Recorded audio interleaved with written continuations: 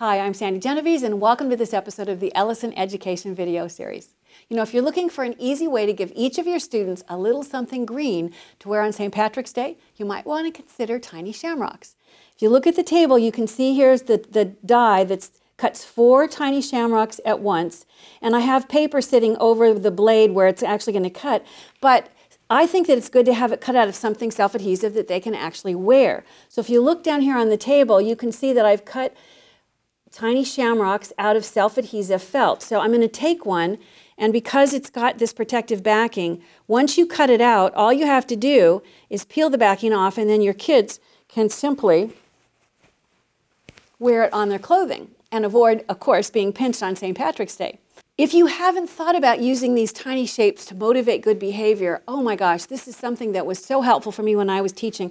If you look at the other, there's lots of choices. I just happened to pick yellow stars and red hearts, also cut out of self-adhesive felt.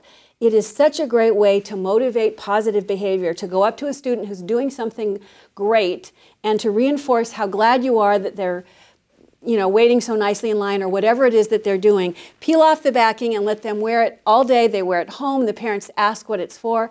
It creates really wonderful motivation for good behavior. I also thought, what if you didn't have the ability to cut something like self-adhesive felt? What if you just have paper? If you're not aware of it, you can take and you can have paper run through a Xyron machine, and that will put adhesive on the back. And then I thought, all right, we've already used a shamrock. Let's take something else that might be green.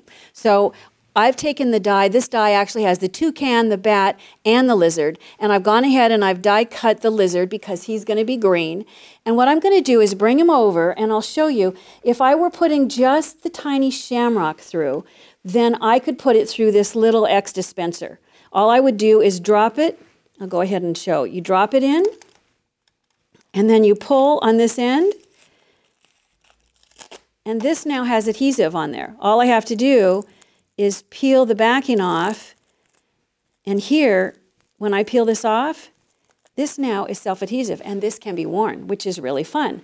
Let's see how to do it with this larger shape in this larger size. It's once again a Xyron machine, and I'm going to turn it so you can see.